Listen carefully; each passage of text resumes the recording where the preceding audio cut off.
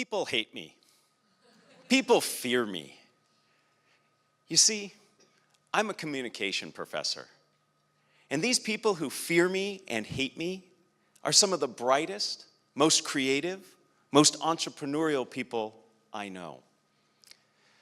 I wield a tool, and that tool I wield is what makes them fear and despise me.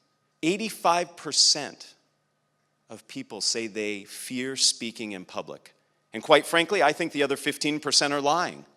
I think we could find a situation that makes them nervous too. So today, my goal is to share with you some tips and techniques that you can use to help you be more comfortable and confident when you're speaking. In other words, to be able to think fast and talk smart. To do this, we're going to look at 4 different steps. First, we're going to talk about the approach we take. Then we'll speak about the audience we talk to, the context in which we find ourselves, and finally, the structures we used to help our messages get across. So let's start by talking about approach. You know, I was reminded about the importance of approach many, many years ago when my wife and I first moved in with each other. You see, we fought a lot over little things. Things mostly that happened in our bathrooms. We called these our bathroom brawls. Is the toilet seat up? Is the toilet seat down? By far the biggest fight my wife and I ever had was over toothpaste. You see, my wife's a roller and I'm a squeezer. And all of you out there who are rollers, I appreciate the fine artwork you create out of your toothpaste. But you know that the most awful thing that can happen to you is to have a squeezer come by and ruin all that effort you've put in. But to me, getting toothpaste out of a toothpaste tube is an act of aggression. I feel powerful in the morning and the evening.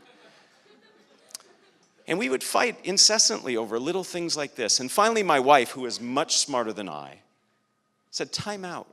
What are we doing here? We've just been married, we love each other, and yet we're fighting all the time. We need to look at this differently."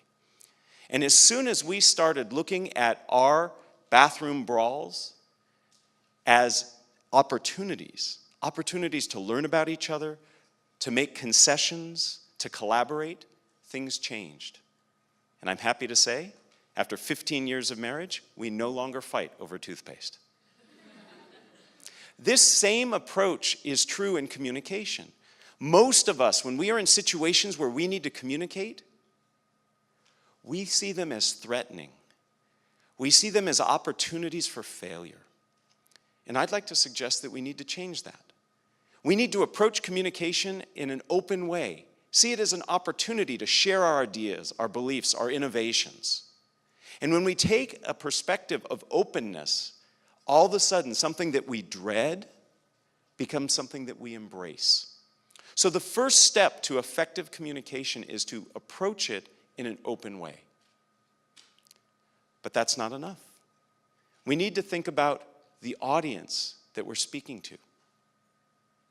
And to me, the way to approach it is the opposite the way most people do.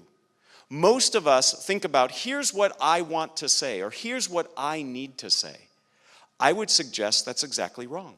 You need to think about, what does my audience need to hear? And it sounds just like verbal jujitsu, where I'm moving words around, but in fact, it's a fundamental difference. If I ask myself, what does my audience need? It puts me in service of my audience. It's about their needs. And in order to understand those needs, I have to do some reconnaissance.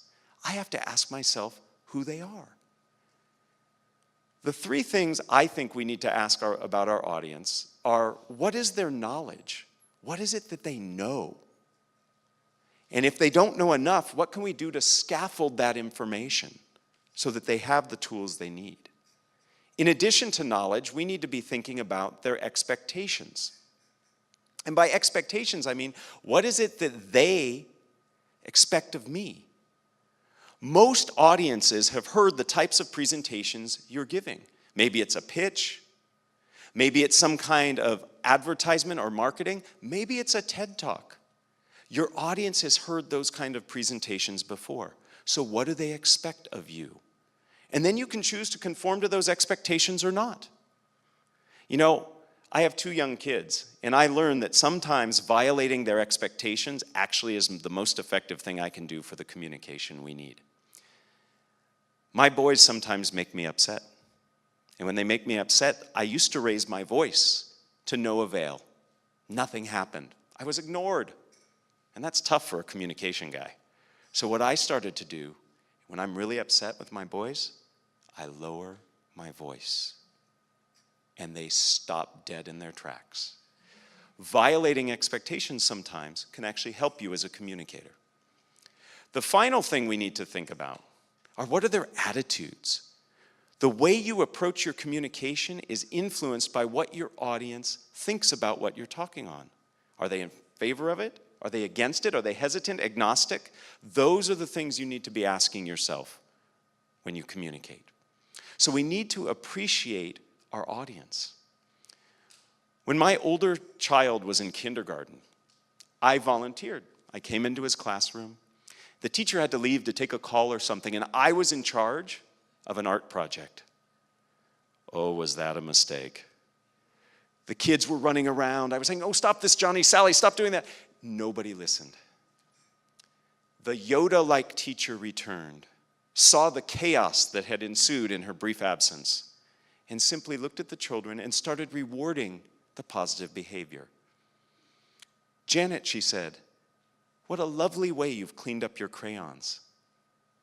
Samuel, thank you so much for walking with the scissors. The students stopped in their tracks, changed their behavior. I learned then that you need to understand your audience and what they need. And to this day, I try to apply those principles. I also learned that I could never teach elementary school students. If guilt and shame doesn't work, I can't teach them. So knowing your audience really matters. But beyond knowing your audience, you have to appreciate the context in which you speak. Whenever you speak, you are in a particular context. And to me, context comes in a bunch of different varieties. The first thing about context we need to think about is the time. What time of day are you communicating? If you're talking early in the morning, you might have to have a little more energy to keep people moving. Same thing after lunch when people are having that food coma experience. I taught high school many, many years ago, and I don't think my principal liked me very much because she gave me freshmen right before lunch and right after lunch. And if you know anything about 14 and 15-year-old kids, they need lots of food and lots of social experience. So by the time my first class of freshmen came to me after 4 hours of class, they were dead tired. They could barely move, let alone think. Right after lunch, when my second batch joined me, they were amped up on their food, their caffeine, their friends. It was a frenzy in my classroom, and I had to teach them the same thing. How did I do it? I changed the way we approached the class. The class before lunch was highly collaborative. People were moving around, lots of activities. After lunch, a little more mellow. You must address the context, the timing, so your message can be effective. Context also involves emotion. Most of us, when we communicate, we think about information. What's in my head, in my heart, I need to communicate to you. But we also communicate a feeling. Maybe we're trying to get people excited and motivate them. Maybe we're trying to scare them, create that burning platform that motivates them to change. Sometimes we're just trying to instill confidence. You should believe in what I'm saying. But we need to think about the emotion as well as the information. The final bit of context has to do with where you're physically speaking. Location matters. Think about the environment. Is it live? Is it virtual? Those change the way that you communicate. We need to think about location. So our approach is important. Our audience is important. The context in which we find ourselves is important. And so too is the way we structure our messages. It is much easier for humans to understand information when it is structured. The information is put in a way that it makes it easy, not only for you as a speaker, but also for the audience to remember. Now, I have lots of favorite structures. You see some of the structures up here behind me. The first structure is a chronological structure, past, present, future. Here's how things used to be, here's how they are today, here's where they're going in the future. A chronological structure can really help you navigate your audience from one place to the next. Quite frankly, structure sets expectations. You can't be lost if you have a map. Your structure provides a map, and the chronological structure is incredibly helpful for that.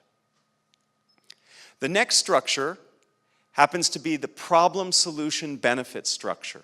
This is one of the most persuasive structures out there. You start by explaining what the issue is, you talk about how to solve it, and then the benefits to the people.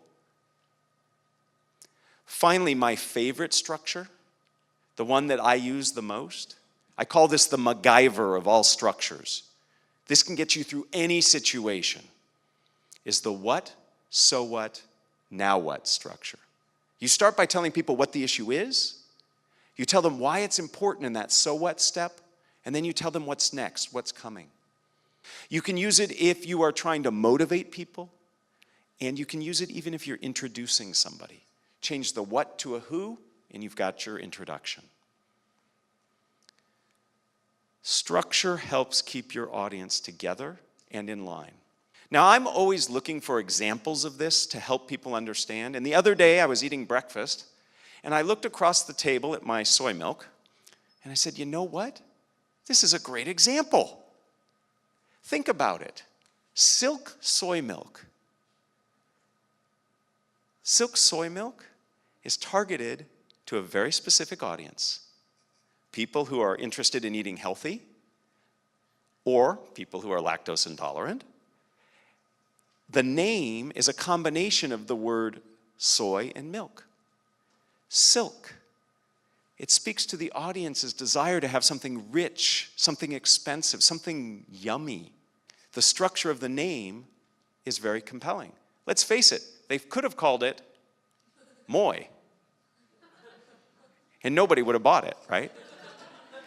So if you get the message right and you communicate it effectively, you can make a big difference.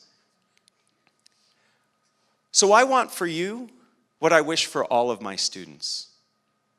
Bold communication that's confident and compelling. And I want for your message to echo long after you leave the room. And these are skills that are at your disposal. It just takes practice and a little bit of a positive approach. Thank you.